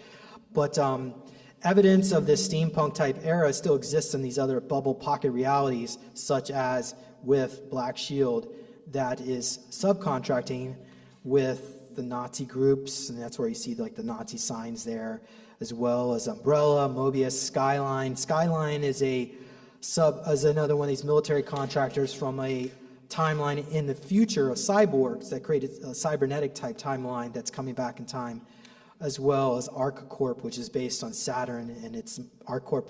It's like Mobius, which is involved in time travel and so on, but and Monarch, but based off-world on Saturn. Okay, so as you can see, the main door has these symbols on it, and the vats themselves, the beans are about 12 to 15 foot tall, and it looks similar to that. The room is a little bit on the cool side. There's not much sounds going on in there except weird creature sounds. I managed to make telepathic communication with one of the scientists there. They said they eat seaweed burgers or something, and they have this special crystal type computer. It has a monitor, a TV screen like we're used to, but the computer itself is some kind of quantum crystal computer. And yeah, so anyway, those conversations are in the book. We'll go more into like the Rh negative, the bloodlines, what's going on with all that. But they were working on a project called the Blue Ranger, and the tube was labeled 7S, Special Ops, Black Ops. And Blue Ranger had a mixture of dolphin, spider, I think there was shark DNA in there, humanoid, and probably some of that Leaxodon, the Atlantean bloodline. So and he's about 12 foot tall, like I said, or 15 foot. I think he's actually 12 foot. And now he's working for the Black Manta group under the Dumb. That's the Warlock underground. The Black Manta is associated with them. But okay, so let's go into the last slide. So another life track. I have no idea. I mean, these timelines overlap each other, but this one has to do with the Dolphin Super Soldier Program. And these dolphins volunteered to work with these children. So what they did, they took dolphin DNA, human DNA, combined the DNA to make these merman type creatures, and they inserted our soul into it. And we were tasked to work with dolphins in these tanks. But what the dolphins didn't trust the humans, but they decided to try it out anyway. And what the humans would do is they would throw a baby in the tank with sharks, and they would instruct us to go in there and rescue the baby. And once they see they're upsetting the children, the dolphin hybrid children, the dolphins are really upset, and they just refuse to do anything else with them. So the program only lasted for 18 months. But as you can see, the name of my dolphin that that I merged with was Osiris, and they actually took some of my blood and mixed it with this dolphin, and in the hybrid body, so that way our soul could connect to it. So the dolphins are apparently, like I said, it was shut down in the 70s, but the bodies are in a freezer underneath Sandia National Labs in some dome, so they still got us down there. And that's the symbol that you see on the dome as you go inside. But yeah, the dolphins, they know what's going on. All right, so there's a copy of my book, Lone Wolf. Yeah, back in the day, James Casbolt. We were in some programs. I do remember serving with James Casbolt, but anyway, that goes back some time. So go check the book out. I only have a couple copies, so if you want one, you might have to order it, mail order. But also visit my website, supersoldiertalk.com, and you can, if you want to email me, there's my email address there.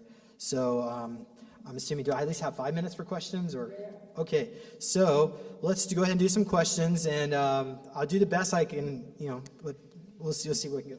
Okay, go ahead. At the beginning of your talk, you mentioned Operation Paperclip, which I've been doing a little research on. And I was wondering if you thought that there's a possibility that the Nazis really did win the war in this reality, and that we're just not being told the truth. Well, I would say the public hasn't been informed. I mean, certainly the Antarctic Germans had entangled themselves into the board of directors here on all of our major corporations, Boeing, Raytheon, and we got the board of directors of universities, and so where all the think tanks, all the new research is coming out. So we have been taken over, just the public hasn't been told, if that makes sense. But the other thing is too, under Project Paperclip, so the Fifth Reich had their own programs for mind control, but also the Cabal had their own programs, and the two groups were really not friends. There was this there was a truce eventually. So that's where the MK Ultra came in with the 1950s. That was the Cabal's group, even though some of the Nazis were working for them. So there's different programs going on at the same time. Not all of them work together. Not all of them are friends, but sometimes they cross over. So yes, question. Yeah, my question is, thank you for sharing. My question is regarding, is there a difference between, I've heard super soldiers refer to aliens or demons. Are they the same or are they different? And do these aliens or demons, I know some say that it's outside the body, and then others say it's inside the body, where it's coming through an eye. Is there what is coming through?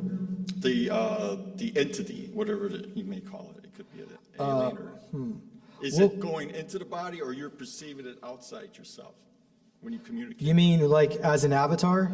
Yeah. I mean, it's my same higher self. It's my soul in that body. Oh, so it's actually within that you're experiencing? It's me, yeah. It's my same soul, but we're like, I'm splintered. It's like a splintered soul. Okay, and then you suggested, I think, that you could be talking to other aspects of yourself, or is that true or not? Well, if you're not being hijacked, that's the problem, is that if you're part of these programs, you're probably going to have that nano goo, the femto goo net that hijacks your consciousness.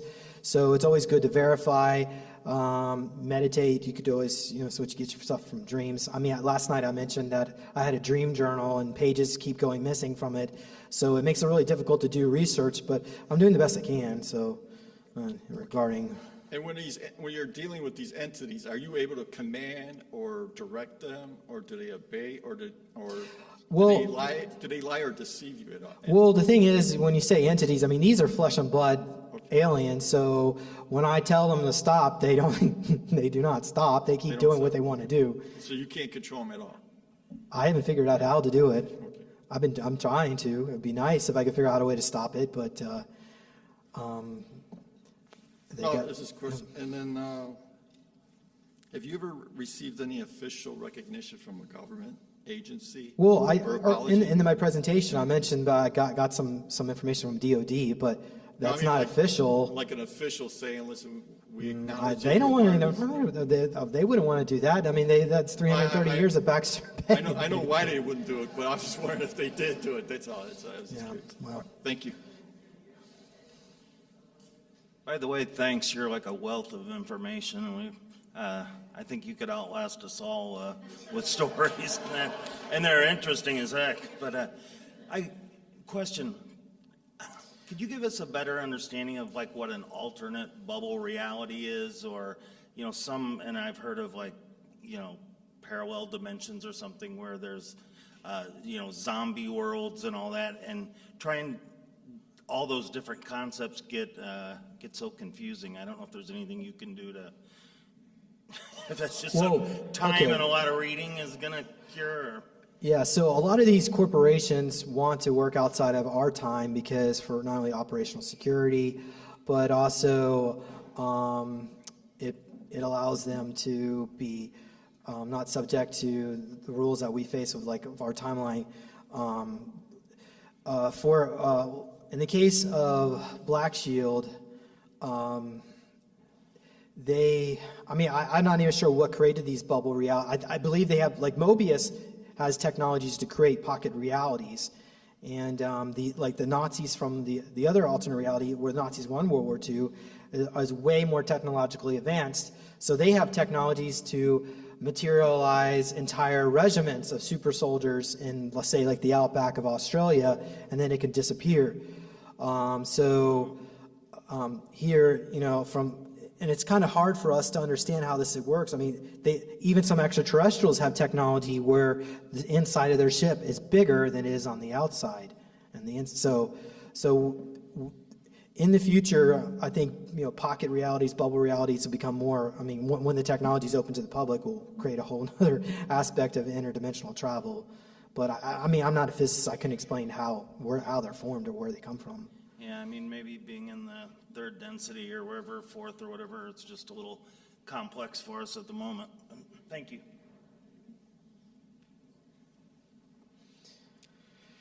My name is Matt R. I've followed you for a few years. I've had Milab experiences, reptilian abductions myself. I can sympathize with sort of the knee-jerk skepticism that's been thrown at you, because I was a guest on Project Camelot a couple years ago, and people just outright in the comments were like, yeah, I served on the New Orleans police from 2005 to 2007. I was in Katrina. I have documentation. I have proof. You can call the personnel department by my name. I was on 60 Minutes, and yet people in the comments were like, he wasn't in Katrina. He doesn't look like a cop. It just, that sort of knee-jerk skepticism where you throw out everything. Now, I still lean kind of skeptical in a lot of ways, but there is sort of an issue of wide-scale dismissal no matter what you say. But getting to the main point of what parallels your experiences and how it's a question is I was subject, the main purpose of my abductions were to help train reptilians in crowd control. You mentioned crowd control actually at the beginning. And they were doing it in shopping malls after dark. And years later, actually this was like 2010, 2011, they admitted the FBI has been doing this. They've been renting out shopping malls to train FBI agents in counterterrorism after dark, because it's a great place. You got a lot of empty space. You can bring anything in there and do whatever you want. But getting to the point when people talk about undeniable proof. I've had things done to me physiologically just a couple years ago in a Milab that absolutely no skeptic can explain. After the age of 40, I had my color vision corrected. I've been colorblind since birth. Not totally colorblind, but like partially colorblind like a lot of people. And people ask, well, how'd you get on the NOPD? Well, a lot of police departments have so many partially colorblind applicants that they have really easy color tests. They put like a rainbow, and most partially colorblind people can look at a rainbow and say, yeah, red, blue, green. I could do that too. But this procedure they did, it was reptilian DNA put in my eyes, and it was done on a bunch of other special forces, and it was basically to give people natural night vision by putting reptilian DNA in the eyes, which sounds crazy, except anyone here can go Google DARPA and cat eyes, and DARPA has admitted they're working on a project to take cat DNA and put it in people's eyes to give them night vision. In my case, it was reptilian DNA, but it cured color blindness at the age of 40, and there's no skeptical explanation. And I think if they had known I was colorblind, it must have not ended up in my file. They wouldn't have done that procedure, or they wouldn't have known, because no skeptic can explain that. Now, they also did procedures on my you've talked about muscles and organ transplants, and I had a stem cell procedure on my muscles, which is harder to prove, to reduce pain sensitivity. But yeah, there have to be other experiencers like me who've had physiological things that happen that have no skeptical explanation. Something of organs, something in blood readings, something like where a doctor looks at this and goes, what the hell, this is not, there's no explanation for what's going on here. Well, I mean, I showed some pictures earlier of some of the needle marks and cut marks. I've got thousands of pictures like that. I stopped taking pictures as too much to deal with. But I mean, if you want some evidence, I have a rod-shaped object in my ear. I mean, we could get it maybe tested out, but I mean, I don't feel like getting surgery right now. But so I mean, there's really not much other than that physical evidence. But with other people you've interviewed, though, other cases of organs disappearing, reappearing, going to a doctor, and something in the blood work, something in X-ray, and they're like, this is totally 1 in a trillion, 1 in a billion. Well, I know, like for instance, Dan McBolin said he's a military vet and he went to the VA and he wanted to donate his blood, and the nurse told him, "You're not allowed to donate your blood; it's poisonous. You can't have." So they're certainly keeping records of people with the blood banks, but perhaps maybe there's factors within even the Rh negative factor that we're not even being told about. I mean, there's probably a lot within our blood that's not being told to the public. And perhaps maybe the research should be done there to differentiate who's human and who's not. Right, because there have to be other mistakes like they've done with me. Like they did not intend to do something that impossible and just let me out the door.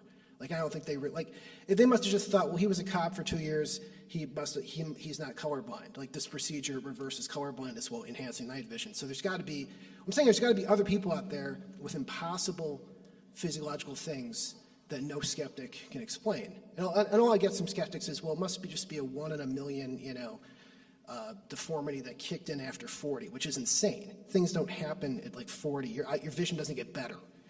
But okay. Yeah, thank you.